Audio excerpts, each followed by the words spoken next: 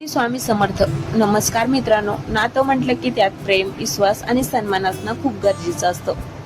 पण कधी कधी आपण अशा परिस्थितीत अडकतो जिथे आपला जोडीदार, आपला नवरा आपल्याला समजून घेण्याऐवजी मानसिक त्रास देऊ लागतो. अशा वेळी खचून न जाता, स्वतःला न हरवता परिस्थिती कशी बदलायची हे आज आपण पाहणार आहोत. लक्षात ठेवा, कोणालाही बदलण्याची ताकद ही तुमच्या स्वतःच्या वागण्यात दडलेली असते. जर तुमचा नवरा तुमच्याशी उद्धटपणे वागत असेल तर सर्वात आधी त्याच्या या अहंकाराला आणि ऍटिट्यूडला घाबरणं सोडून द्या. तुम्ही जेवढं दबून राहाल, समोरची व्यक्ती तेवढंच तुम्हाला दाबण्याचा प्रयत्न करेल. म्हणून स्वतःचा कणा ताठ ठेवा आणि एक स्वातंत्र्य व्यक्ती म्हणून स्वतःचा आत्मविश्वास जागवा. अनेकांना असं वाटतं की अतिप्रेम दिलं की समोरचा सुधारेल, पण प्रेमाचा अति ओव्हरडोस कधी कधी समोरच्याला माजूरदंड बनवतो. प्रेम जरूर करा, पण त्यात लाचारी नसावी. तुमचं अस्तित्व त्याच्याशिवायही टिकून आहे आणि तुम्ही त्याच्याशिवायही आनंदी राहू शकता हे तुमच्या कृतीतून दिसू द्या. जेव्हा तुम्ही स्वतःच्या छंदांना, करिअरला आणि प्रगतीला वेळ देता, तेव्हा त्याला तुमच्या महत्वाचा अंदाज येतो. तुमचं जग फक्त त्याच्या भोवती फिरतंय हा गैरसमज दूर करा. जर तो चुकीचा वागत असेल तर प्रत्येक वेळी त्याला सहज माफ करू नका. त्याला त्याच्या वागण्याचे परिणाम भोगू द्या. चुकीला चूक म्हणायला शिका आणि गरज पडली तर शांत राहून आपला विरोध दर्शवा. नात्यात समानता असावी. तो जर स्वतःला मालक समजत असेल तर त्याला जाणीव करून द्या की ते नातं भागीदारीचं आहे, गुलामीचं नाही. सर्वात महत्वाचं म्हणजे स्वतःचा अपमान कधी सहन करू नका. प्रेम हे सन्मानाच्या बदल्यात कधीच नसतं. जोपर्यंत तुम्ही स्वतःचा आदर करणार नाही तोपर्यंत समोरची व्यक्ती तुमचा आदर करणार नाही. स्वतःला इतकं खंबीर बनवा की त्याला तुम्हाला गमावण्याची भीती वाटली पाहिजे. मित्रांनो, नातं टिकवणं ही दोघांची जबाबदारी असते, पण स्वतःला संपूर्ण नातं टिकवण्यात काहीच अर्थ नाही. स्वतःवर विश्वास ठेवा, खंबीर व्हा आणि पहा, तुमच्यातला हा बदल समोरच्यालाही बदलण्यास भाग पडेल. कारण जो स्वतःचा सन्मान राखतो, जगही त्याचा सन्मान करतो. मित्रांनो, आज आपण अशा एका विषयावर बोलणार आहोत जो अनेक घरांच्या भिंती मागे दबलेला आहे. जो विषय म्हणजे त्रास देणारा नवरा. अनेक स्त्रिया विचारतात की त्याचा स्वभाव कधी बदलेल का? पण मी तुम्हाला सांगेन, समोरचा माणूस तेव्हाच बदलतो जेव्हा तुम्ही स्वतःला बदलता. सगळ्यात पहिली गोष्ट लक्षात ठेवा, तुमची सहनशक्ती ही तुमची कमजोरी बनू देऊ नका. अनेकदा आपण शांत राहतो कारण आपल्याला नातं टिकवायचं असतं, पण तुमच्या याच शांततेचा गैरफायदा घेऊन समोरची व्यक्ती अधिक त्रास देऊ लागते. म्हणून जर तो उद्धटपणे वागत असेल तर त्याच्या त्या ऍटिट्यूड समोर झुकणं थांबवा.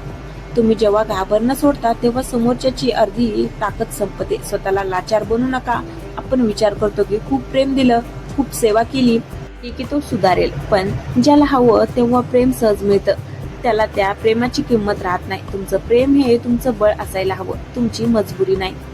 स्वतःचा स्वाभिमान इतका जागा ठेवा की समोरच्याला तुम्हाला गृहीत धरण्याची भीती वाटली पाहिजे. कधी कधी जशा तसे वागणं गरजेचं असतं. जर तो तुमच्याकडे दुर्लक्ष करत असेल तर तुम्ही तुमचं लक्ष स्वतःच्या विकासाकडे वळवा.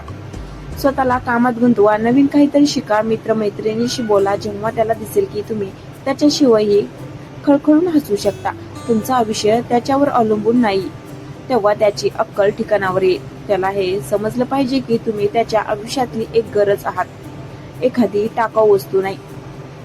नात्यात दोषारोप सहन करणं थांबवा. जर तो प्रत्येक चुकीचं खापर तुमच्यावर पडत असेल तर शांतपणे पण ठामपणे त्याला सांगा की हे चुकीचं आहे. स्वतःला बळीचा बकरा बनू देऊ नका. आणि सगळ्यात महत्वाचं म्हणजे तुमचा आत्मसन्मान. प्रेम करा, पण स्वतःचा अपमान करून नाही. तो स्वतःची किंमत करत नाही, त्याला हे जग किंमत देत नाही. शेवटी एकच सांगेन, नातं टिकवण्यासाठी स्वतःला हरवू नका. तुम्ही खंबीर झालात की परिस्थिती आपोआप बदलून जाते. स्वतःवर प्रेम करा, स्वतःचा आदर करा. मग पहा, जो नवरा आज तुम्हाला त्रास देतोय तोच उद्या तुमचा आदर करायला शिकेल. कारण ताकद रडण्यात नाही तर स्वतःला सिद्ध करण्यात आहे. मित्रांनो, किती दिवस अजून स्वतःचे डोळे पुसत राहणार? किती दिवस देवाला विचारणार की माझंच नशीब असं का? लक्षात ठेवा, जोपर्यंत तुम्ही रडत राहाल तोपर्यंत जग तुम्हाला रडवतच राहणार. त्रास देणारा नवरा स्वतःहून बदलेल या आशेवर बसण्यापेक्षा स्वतःमध्ये असा बदल घडवा की त्याला बदलावं लागेल. आजचा पहिला मंत्र आहे, तुमचा कमकुवतपणा दाखवणं बंद करा. जेव्हा तुम्ही नवऱ्यासमोर रडता, गयावया करता, तेव्हा त्याला वाटतं की तो तुमच्यावर राज्य करू शकतो. तुमची हीच लाचारी त्याच्या अहंकाराला खतपाणी घालते. आता आरशासमोर उभं राहा आणि स्वतःला सांगा, मी कोणाची गुलाम नाही. तुमचा हा खंबीर चेहराच त्याला विचार करायला भाग पाडेल. दुसरी गोष्ट, तुमचा रिमोट कंट्रोल त्याच्या हातात देऊ नका. तुमचं सुख, तुमचं दुःख आणि तुमचा आनंद जर त्याच्या मूडवर अवलंबून असेल तर तो तुम्हाला कायम त्रास देणारच. स्वतःला इतकं व्यस्त करा की तुम्हाला त्याच्या त्रासाकडे लक्ष द्यायला वेळच मिळणार नाही. तुम्ही जेव्हा स्वतःच्या प्रगतीवर, स्वतःच्या आरोग्यावर आणि स्वतःच्या आनंदावर लक्ष देता तेव्हा समोरच्याला आपली जागा उमजते. बरेच जण म्हणतात मुलांसाठी सहन करते, पण मित्रांनो, रडणारी आणि अपमान सोसणारी आई पाहून मुलं काय शिकणार? त्यांना स्वाभिमानी आई दाखवा, लाचार नाही. चुकीला चूक म्हणायची हिंमत ठेवा. जर तो चुकीच्या भाषेत बोलत असेल तर त्या क्षणी त्याला शांतपणे पण कडक शब्दात जाणीव करून द्या की ही भाषा या घरात चालणार नाही. लक्षात ठेवा, सन्मान मागून मिळत नाही, तो मिळवावा लागतो. तुमचं अस्तित्व हे फक्त स्वयंपाकघर आणि घरापुरतं मर्यादित नाही. तुम्ही एक शक्ती आहात. जेव्हा तुम्ही स्वतःची किंमत ओळखाल तेव्हा समोरचा तुमची किंमत करेल. जोपर्यंत तुम्ही स्वतःचा दरवाजा उघडत नाही तोपर्यंत कोणीही तुम्हाला बाहेर काढू शकणार नाही. शेवटी इतकंच सांगेन, आयुष्य एकदाच मिळतं. ते कोणाच्या त्रासापायी वाया घालवण्यासाठी नाही तर सन्मानाने जगण्यासाठी आहे. खंबीर बना, स्वतःच्या पायावर उभं राहा आणि दाखवून द्या की तुमचं आयुष्य कोणाच्या मेहरबानीवर चालत नाही. तुम्ही जेव्हा ताटमानेने जगायला शिकाल तेव्हा जग झुकल्याशिवाय राहणार नाही.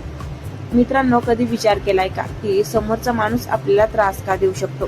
कारण आपण त्या त्रासाचा स्वीकार करतो. जेव्हा समुद्र शांत असतो तेव्हा जहाजाला काहीच होत नाही, पण जेव्हा पाणी जहाजाच्या आत शिरतं तेव्हा ते बुडू लागतं.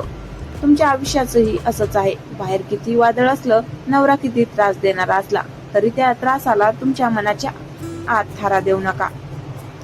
सगळ्यात आधी तुमची आंतरिक शांतता जपा. जो माणूस सतत ओरडतो, चिडचिड करतो, तो मुळात आतून कमकुवत असतो.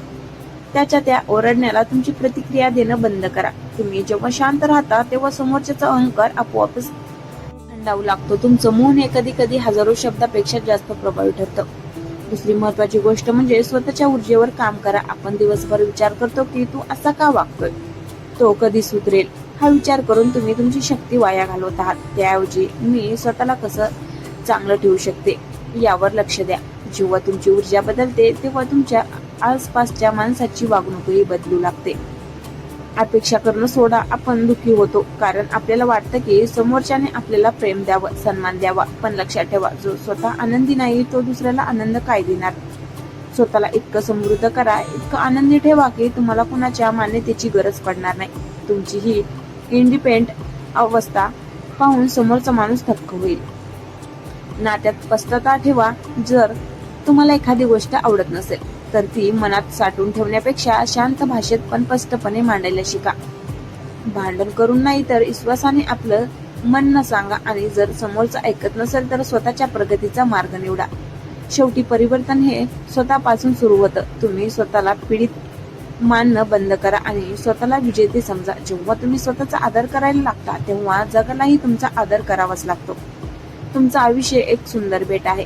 ते कोणाच्या त्रासामुळे भिजून जाऊ देऊ नका. खंबीर व्हा, स्वतःच्या प्रकाशात जगा आणि काळानुसार सगळं काही बदलून जाईल. आज आपण एका कटू सत्यावर बोलणार आहोत. आपण अनेकदा विचार करतो की माझा नवरा त्रास देतो, मी काय करू? पण आपण कधी हा विचार केलाय का की तो त्रास देतोय कारण आपण तो सहन करतोय? जग तुम्हाला तेच वागणं देतं जे तुम्ही स्वीकारता. आजपासून हा पॅटर्न बदलण्याची वेळ आली आहे. सर्वात आधी स्वतःला बिचारी म्हणणं बंद करा. जेव्हा तुम्ही स्वतःला असह्य मानता तेव्हा समोरच्याला तुम्हाला गृहीत धरणं सोपं जातं. तुमची पहिली पायरी ही आहे की तुम्ही आर्थिक आणि मानसिक दृष्ट्या स्वतःला सक्षम बनवा.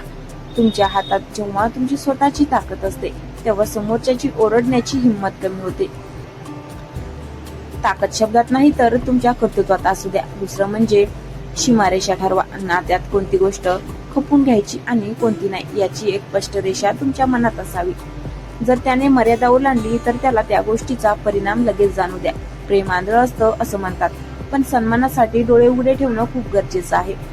चुकीच्या वागण्याला नाही म्हणायला शिका. तुमची खुशी नवऱ्याच्या मूडवर अवलंबून ठेवू नका. तो चिडलाय म्हणून तुम्ही जेवण सोडणं किंवा रडत बसणं हे जुन्या काळाच्या गोष्टी झाल्या. तो चिडला असेल तर त्याला त्याच्या स्थितीत सोडा आणि तुम्ही तुमचं काम शांतपणे पूर्ण करा. जेव्हा त्याला दिसेल की त्याच्या रागाचा तुमच्यावर काहीच परिणाम होत नाही तेव्हा त्याचं ते शस्त्र बोधक होईल. तुमची शांतता ही चिडणाऱ्या माणसासाठी सर्वात मोठी शिक्षा असते. तिसरी महत्वाची गोष्ट, स्वतःची प्रगती थांबवू नका. अनेक स्त्रिया लग्नानंतर स्वतःची स्वप्न मारून टाकतात. पण लक्षात ठेवा, जो माणूस स्वतःसाठी काही करत नाही त्याची किंमत कोणालाच वाटत नाही. स्वतःला अपडेट ठेवा, नवीन कौशल्य शिका. तुमची प्रगती हीच तुमच्या त्रासाला दिलेलं सर्वात मोठं उत्तर असेल. शेवटी एकच गोष्ट लक्षात ठेवा, नातं हे रथाच्या 2 चाकासारखं असतं. जर एक चाक दुसऱ्याला चिरडत असेल तर तो रथ कधीच सुखाच्या दिशेने जाणार नाही. स्वतःला झुकू नका, स्वतःला सिद्ध करा. जो स्वतःची पूजा करतो त्याला जग मान देतं. खंबीर बना, कारण हा लढा तुमचा आहे आणि तो तुम्हाला जिंकायचा आहे. मित्रांनो, जाता जाता एकच गोष्ट सांगेल, संकटे कोणाच्या आयुष्यात नसतात, वादळ कोणाच्या घरात येत नाही, पण त्या वादळात स्वतःचा दिवा विझू देणे हेच खरं सामर्थ्य आहे. तुमचा नवरा बदलणं हे जितकं महत्वाचं आहे त्यापेक्षा 1000 पटीने महत्वाचं आहे तुमचं स्वतःचं अस्तित्व टिकून ठेवणं. लक्षात ठेवा, तुम्ही एक आई आहात, मुलगी आहात, बहीण आहात, पण त्याही पलीकडे तुम्ही एक स्वातंत्र्य व्यक्ती आहात. तुमचा जन्म रडण्यासाठी किंवा कुणाचे टोमणे ऐकण्यासाठी झालेला नाही, तर ते सुंदर आयुष्य मानाने जगण्यासाठी झाला आहे. आज हे 10 उपाय आपण पाहिले, ते फक्त उपाय नाही तर ती तुमची शस्त्र आहेत, जी वापरताना मनात भीती ठेवू नका. सुरुवातीला थोडा त्रास होईल, कदाचित घरचे लोक किंवा समाज तुम्हाला चुकीचं म्हणेल, पण जेव्हा तुम्ही स्वतःला सिद्ध कराल तेव्हा हेच लोक तुमच्या समोर नतमस्तक होतील. स्वतःवर प्रेम करायला शिका, स्वतःला वेळ द्या. तुम्ही जेव्हा आतून आनंदी आणि खंबीर व्हाल तेव्हा तुमच्या आजूबाजूचं जगही बदलू लागेल. जो स्वतःचा सन्मान करतो कोणीही अपमानित करू शकत नाही. जर तुम्हाला आजचा हा व्हिडिओ मनापासून आवडला असेल तर तो अशा प्रत्येक मैत्रिणीला किंवा बहिणीला शेअर करा जिला आज या शब्दांची गरज आहे. कमेंटमध्ये नक्की सांगा की यातला कोणता मुद्दा तुम्हाला सर्वात जास्त भावला. अशाच प्रेरणादायी विचारासाठी आणि आपल्या आयुष्यातला नवी दिशा देण्यासाठी आमच्या चॅनलला सबस्क्राईब करायला विसरू नका. पुन्हा भेटूया अशाच एका नवीन आणि सकारात्मक विषयावर बोलण्यासाठी. तोपर्यंत स्वतःची काळजी घ्या, खंबीर राहा आणि नेहमी हसत राहा. धन्यवाद.